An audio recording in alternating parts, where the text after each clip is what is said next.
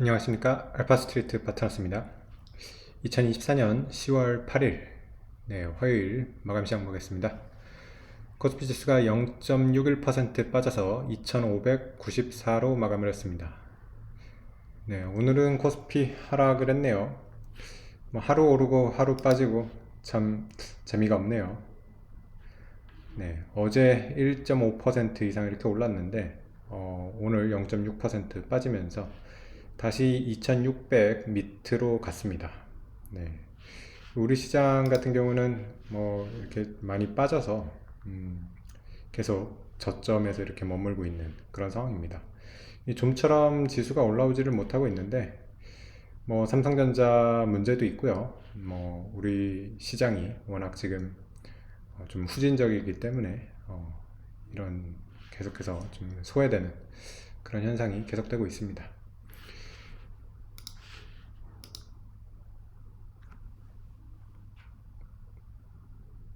어제 미국 증시 좀 빠졌습니다. 다우가 0.9%, 나스닥이 1.1%가 넘게 하락을 했는데 미국 같은 경우는 근데 뭐 계속 고점에서 왔다 갔다 하고 있습니다. S&P 같은 경우는 뭐 한 가장 높았을 때가 5,760대 정도 이 정도였는데 지금 5,700대에서 뭐 크게 더 넘어가지는 못하고 여기서 이렇게 계속 머물고 있는 그런 상황입니다. 확실히 뭐 미국 증시는 뭐 계속 문제가 그거죠. 너무 비싸다는 게 항상 문제입니다. 그래서 뭐 PE 보시면 다 이렇게 뭐 30배 가까이 이렇게 되고 있기 때문에 여기서 뭐 더 이렇게 올라가기에는 확실히 부담스러운 상황이고요. 미국 증시가 조금 조정을 받게 된 이유는 아무래도 저번에 이제 고용 지표가 잘 나오면서 그날은 뭐 상승을 했는데 다시 생각해 보면 이 고용 지표가 잘 나오다 보니까 금리 인하에 대한 기대가 지금 떨어지고 있습니다. 그래서 미국 10년물 국채가 지금 4%가 넘어가고 있고요. 11월 달에 지금 원래 0.5도 예전에는 좀 생각을 했었는데 지금 거의 0.25를 내릴 걸로 이렇게 예상을 하고 있죠. 그러다 보니까 이제 금리 인하도 생각했던 것보다는 조금 덜 내릴 수도 있어서 그런 거에 대한 조금 기대가 약간 꺾이면서 그러면서 증시가 조금 조정을 받았습니다. 어제 특히 종목을 보시면 아마존이랑 테슬라가 좀 많이 빠졌습니다. 아마존이 3%가 넘게 빠졌고요. 테슬라도 3.7% 이렇게 빠졌습니다. 아마존 같은 경우는 지금 오히려 우리나라랑 좀 반대 현상이 지금 나오고 있는데 우리 같은 경우는 지금 이마트 같은 이런 오프라인 매장이 쿠팡 같은 온라인 매장에 이렇게 밀려가지고 완전히 지금 고전을 하고 있는데 아마존 같은 경우는 월마트, 코스트코가 워낙 좀 잘하고 있어요. 이건 또 미국의 문화가 좀 우리랑 달라서 그런 것도 있긴 한데 어쨌든 월마트, 코스트코가 굉장히 선방을 하고 있어가지고 오히려 아마존이 지금 월마트랑 이 경쟁이 심화되면서 좀 이런 성장성이나 이익성에 좀 우려를 지금 가지게 되었습니다. 특히 보면 월마트가 워낙 좀 가성비가 좋다고 그래요. 그래서 아마존보다도 월마트가 이제 훨씬 좀 물건들이 싸기 때문에 미국 사람들은 월마트를 많이 이용을 하는 것 같고요. 그러다 보니까 아마존에 대해서는 여태까지는 이제 온라인 이런 숍에 대한 이런 성장성이나 이익, 성장이 굉장히 클 걸로 생각을 했는데 생각보다 그렇게 지금 예정대로 이렇게 성장이 잘 안 되고 있는 그런 모습이라서 조금 안 좋은 그런 리포트가 하나 나왔습니다. 반면에 뭐 미국 시장을 이끄는 거는 여전히 엔비디아라고 봐야 될 것 같습니다. 어제 같은 경우는 엔비디아 2.2% 오르면서 127불까지 갔고요. 엔비디아 같은 경우도 사상 최고가가 뭐 140불대 초반이었으니까요. 다시 거기를 노려볼 수 있지 않나 하는 그런 생각도 좀 듭니다. 엔비디아 같은 경우는 다시 시총 2위를 회복을 했고요. MS를 제치고 다시 2위까지 올라왔습니다. 애플이 지금 현재 1위를 계속 유지를 하고 있고요. 엔비디아가 네, 미국에서 시총 2위, 뭐 세계에서도 시총 2위겠죠. 네, 그래서 그 정도를 유지하고 있는 그런 모습입니다.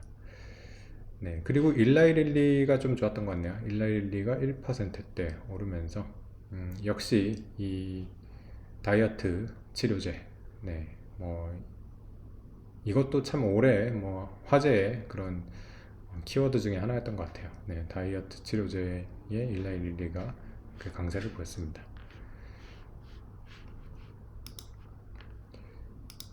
네, 우리 시장 같은 경우는 오늘 좀 삼성전자 실적 발표가 있는 날이라서 상당히 좀 어떻게 될지 좀 우려 반, 기대 반이었는데 결국에는 쇼크로 나왔습니다. 네, 3분기 영업이익이 9.1조가 나왔는데 참 이게 처음에 원래 컨센서스가 뭐 14조, 15조까지도 초반에 나왔었던 게 그 모건 스탠리 보고서 이후로 계속 떨어져 가지고 거의 11조 뭐 이 정도까지 떨어졌는데 결국에는 뭐 10조도 아니고 네, 겨우 9조 넘는 수준 9.1조에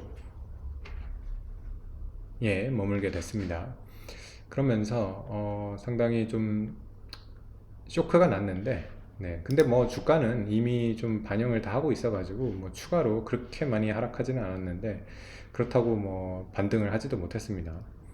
지금 삼성전자 시총을 보시면 거의 뭐 360조 정도 되고 있기 때문에 만약에 9조로 4분기 보면 36조죠. 그럼 36조에 10배 하면 딱 360조 지금 시총 정도 됩니다. 그래서 9조 정도의 영업이익으로는 지금 주가가 적정 주가라고 보이고요. 사실 삼성전자가 9만원, 10만원을 가기 위해서는 분기 영업이익이 한 15조 정도는 나와야 되는데 거기에 한참 지금 못 미치고 있어가지고 상당히 아쉽습니다. 아무래도 삼성전자 뭐 HBM도 제대로 못 팔고 있고요. 여러 가지 지금 문제가 많이 있어서 그런 것들이 좀 해결이 돼야지 주가가 올라올 수 있는데 뭐 단기간에 그렇게 좀 반전이 일어나기는 좀 어렵지 않나 이렇게 생각이 됩니다. 네, 그리고 오늘 그 긴 연휴가 끝났죠. 네, 중국 증시의 긴 연휴가 끝나고 드디어 상해 증시가 거래를 재개를 했는데 상당히 근데 큰 음봉을 지금 그리고 있습니다. 네, 이게 일봉인데요. 상해 증시 같은 경우는 아침에 장 시작에 거의 10% 상승으로 시작을 했어요. 10% 상승으로 시작을 했다가 상승폭을 상당히 많이 돌렸습니다. 그래도 뭐 4% 이상 오르고 있으니까 뭐 많이 오르기는 하는 건데 고점에 비해서는 상당히 지금 이렇게 많이 빠져 있는 그런 모습입니다. 어쨌든 중국 증시 뭐 거의 2700선에서 오늘 고점은 거의 3600, 3700 가까이 갔었고요. 지금 3500 정도 가까이 이렇게 있으니까 상당히 많이 올라왔고요. 아직까지는 뭐 중국의 부양책이 성공적이라고 보이기는 하는데 여기서 만약에 주가가 이렇게 더 무너지거나 그렇게 되면 좀 안 좋을 것 같아요. 어쨌든 중국에서는 이런 지금 주가 부양을 계속해서 좀 어, 네, 추진을 하려고 하다 보니까 뭐 어느 정도 조정을 받다가도 다시 이렇게 좀 올라갈 수 있지 않을까 네, 그렇게 생각은 됩니다. 네, 어쨌든 뭐 중국 증시가 어떻게 되는지도 상당히 중요할 것 같아요. 중국의 경기가 여전히 뭐 안 좋은 그런 상황인데 만약에 이런 주가 부양이나 이런 걸로 중국의 경기가 좀 좋아진다거나 이렇게 되면 글로벌 경제에도 어쨌든 영향을 많이 미칠 거기 때문에 네, 중국이 어떤 식으로 흘러가는지 그런 것도 좀 지켜볼 필요가 있을 것 같습니다.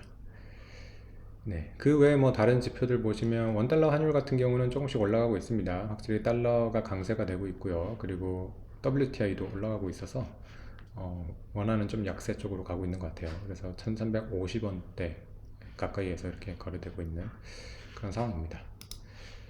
네, 우리 증시 결국에는 2600 밑으로 이렇게 다시 내려가가지고 참 아쉬운데요. 좀 중국처럼 좀 부양책이 나오던가 아니면 우리 증시가 지금 워낙 이렇게 후진적인 이런 제도이기 때문에 이런 제도의 좀 개선이나 이런 것들이 좀 나오기를 계속해서 바라고는 있는데 참 안 바뀝니다. 네, 한국 증시가 굉장히 안 바뀐다는 거를 계속해서 느끼고 있는 것 같고요. 뭐 이렇게 바뀌지 않는 증시는 결국에는 외면받을 수밖에 없고요. 우리 투자자들도 뭐 되도록이면 뭐 미국 증시나 이런 쪽을 중심으로 투자를 하면서 나중에 혹시라도 우리 증시가 좀 선진화가 된다거나 그러면 그때 다시 투자를 해도 늦지 않지 않을까, 네, 그렇게 생각이 됩니다. 네, 오늘 시간은 여기까지 하겠습니다. 감사합니다.